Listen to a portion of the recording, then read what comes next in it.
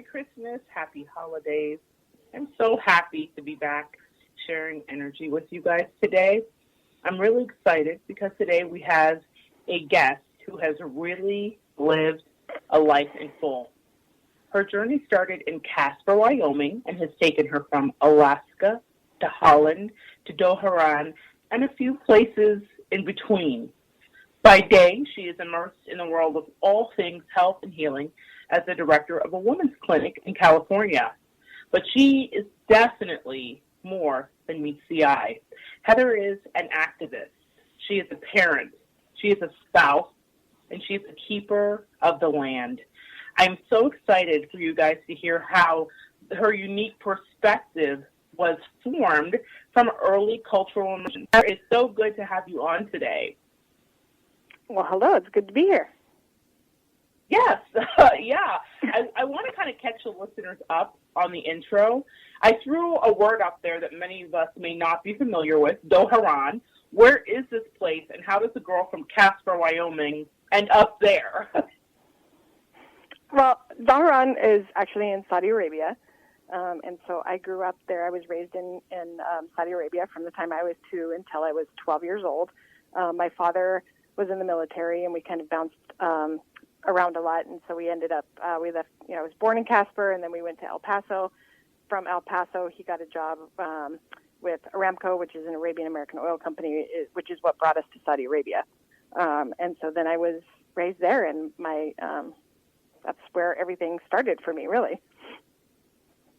Really? So if you start from Casper, Wyoming, and you end up going to Saudi Arabia, which, I couldn't think of any place further from Casper, Wyoming right. to be. So you get there, when you're in the Middle East, you're clearly a minority, I would imagine.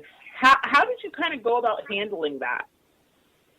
Well, one of the things that my dad always taught me is, and I started with this very early, was to understand that when you're in a different country or when you come across different cultures, that we should always try to accept and understand different cultures and what cultural traditions are, and what cultures mean to people, because that's really truly how you understand people and how you get to know who people really are, and maybe the ways they think about things or things that they do. It comes from their cultural history and background, and that's what makes people who they are. Right. So you're having to kind of adjust and assimilate to the customs. I would imagine food, as a chef, I think about that. Was food a big part of that? Yeah, absolutely. So I had to learn to, immerse myself. I had Arabic friends. There was many different cultures in Saudi Arabia. But one of the things that I always did is that if I was taking part and I was hanging out with my, Arabic friends, and I would go to their houses for dinners or sleepovers or whatever you do when you're a kid, I was immersed in their culture. And if that meant that we were doing the traditional quote unquote goat grab, as they call it, I would immerse myself in that. And it was, learning the culture of the men are all going to eat first, and they're all going to pull their goat and eat, and the women and children are going to wait until the men are done. And then you go ahead and get in there once they say it's okay. Now, when you say goat grab, okay, go ahead. So it may not have been what I wanted to do, being an animal lover and everything else. I'm by no means a vegetarian, but, it's really different when you have a piece of steak or a burger on your plate versus an entire body of a goat on a platter on the floor, and you're reaching into it and grabbing pieces of meat off of that goat to eat it. And that perspective is much different than how we traditionally eat. So when you say goat grab, you mean literally grabbing the goat with your hand? Yes. Okay. Okay. Just wanted to be clear for that, because you said that, and I thought goat grab. Now, it's in my country and I'm from America, but my parents are West Indian, so we definitely are familiar with goat, but usually we use utensils, so that is a whole new thing for me, definitely a different thing. Were there any differences that stood out to you culturally, besides the food and that kind of thing, and learning the language? Were there any things that stood out to you besides that? Well, Saudi Arabia was kind of really one of the first places at a very early age where I really started to question or understand what slavery was about. Oddly Okay. enough, being in Arabia, working for Ramco, Ramco was a company where they hired people from all over the world. So we lived in this quote-unquote gated American compound that had guards there, but there was people from Europe, from India, from Sri Lanka, Pakistan. You had Arab nations, American nations. You had all of these different countries all together in one place and going to school together. Right. I was learning Arabic in school. But we had, when you work for the company, you are given what we then were called houseboy. And we had a gentleman that lived with us. His name was Raja. For the entire time that we were there, we had the same gentleman. And at a very early age in school there, we started learning about the Civil War and slavery. Third and fourth grade, we were already getting into that over there. And I started to question as he was working for us. That's when I first started to question my dad about, is Raja really working for us because he wants to work for us and this is his job and he's getting paid to do it? Or is he being forced to do this? Because it was strange to me to have somebody who was coming and being kind of like, doing this job and taking care of me while my dad was working, because my dad was a single father at the time. Right. So Raja was kind of like an au pair or a nanny. And did he really feel like family to you, or did it feel like he was working? Was he very professional? I mean, I imagine he was professional, but was there a blurred line of like, I love this person? I think at the beginning, it was just, when first getting into it, and when my parents first got divorced, and my dad and I were just there, he was just kind of the guy who was working there. But as I got older and things progressed, you develop a relationship with this person, and so he did become much more than just our quote-unquote houseboy. I did really start to, feel like he was part of the family because he was a fixture. He was always there. Okay. So, but before you got to that point, you were asking those questions to your father about whether or not he wanted it, or was this something he was forced to do? Right. Yeah. I mean, I had it was he cooked for me. You know what I mean? He helped. This is right. This is the person who taught me how to do laundry. So it got to a point to where it was much more than just he was there and I was asking him to do things. He was there and we played games, or he would help teach me how to do laundry. He taught me how to, cook. I wouldn't know how to cook curry today if it wasn't from him. He was from Sri Lanka, and so I learned how to make curry because he taught me how. Wow.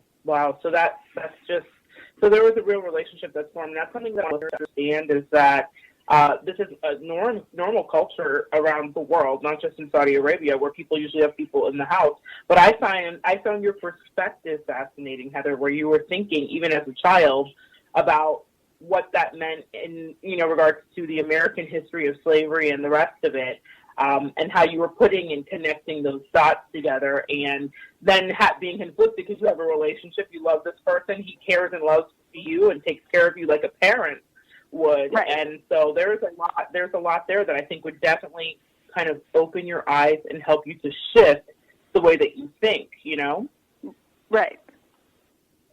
So you come back, and you're back in America, and you're starting to find yourself. And now, at this point in your life, you're the director of a women's clinic. I know there's a lot that happened in between. I just want to know, how did your time abroad affect the way that you view women's rights? Living on the American compound, as they so called it, within the gates of that community, women had much more rights than they did the second that you left those protected gates. So on the American compound, women could drive to and from work or to and from the store, but they were not allowed to drive outside of those gates. They had to be covered outside of the gates, but they could just wear jeans and T-shirts when they were inside of the compound. So looking at it really gave me a different appreciation for the women's rights that we have here today, and not necessarily take those for granted, and to really appreciate the fight and the struggle that got us to where we are now, and having a right to vote and having a say so in what we do, and being able to wear whatever we want and, drive and not have to worry about, if I go outside of the gates, I'm not allowed to do that. Right. There are so many wonderful privileges that I think we might take for granted only because we have not been immersed in another culture to see that there is truly a difference in the way we live as American people, women, people in general. But the rights of a people, I think, is just really been coming to the forefront lately. And I'm not just talking about African American, I'm talking about our LGBT community as well. And so that's something that I think we'll get into in a little bit. But I definitely think that being abroad, I think you can just see the way that everything is different, and it's just not to be taken for granted some of the privileges we have here. I think that's so important. As we started, Heather, in your intro, I called you the keeper of the land. And I know that you spent some time in Alaska as a ranger, and you can certainly talk about that. I also know that you, since you were young, have had a call to the Hawaiian Islands. And I find this fascinating from some of the work I do with my clients. I would love it if you could share with the listeners how that thread to the Hawaiian Islands was a clue to your destiny. Well, interestingly enough, from the time I was very young, as we worked for Ramco, they had great benefits. And so my dad got like 6 weeks paid vacation every year. We would basically just go all over the world. We traveled all kinds of places. The interesting thing about that, though, is that I had this really huge desire to go to Hawaii. That's where I wanted to be, was in the Hawaiian Islands. I wanted to go on vacation there, specifically Maui.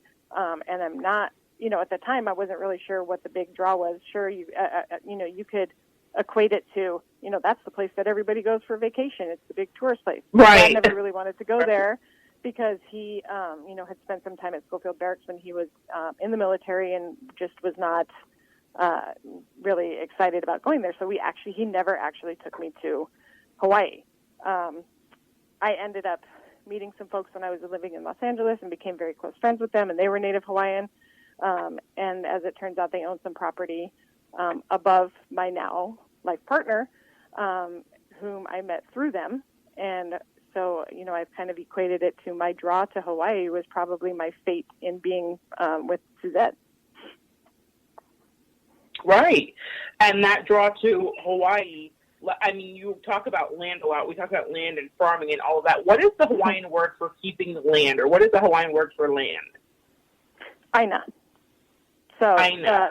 Yeah. So, so people who are farmers or cultivate the land or have a lot of respect for the land, and Hawaiian culture, and I am by no way, shape, or form an expert on Hawaiian culture or whatsoever. But the one thing that I do really pride myself on is that no matter where I am, I do try to immerse myself into the culture and really learn about the indigenous ways of the people and the culture and what their ancestors did and what it truly means to them. Hawaii is one of those cultures who takes great pride in their ancestors and their native right. And so this is something that, I am a firm believer in. When you go to places like that and it is such a big deal to them, that you respect that and you honor that and you learn the appropriate and proper ways to handle the land, to respect the people, to respect their history. It's what we should do because being a privileged white person who's had the opportunity to travel to all different places of the world doesn't entitle me to not respect what their life is and to really learn their true stories. I think that's so important, such an important message for our listeners, that no matter what your privilege is or your level of privilege, we all have a certain level of privilege if we're coming from America, honestly, no matter how we feel about it from day to day. And it is our responsibility to understand another person's culture. I think that America, in many ways, can be very close to this. So now we are a melting pot. A lot of us speak many languages, but I find that there's this kind of myopic focus on just us and all things American. And I do wish it was more global. I think that there is so much that the world has to offer. So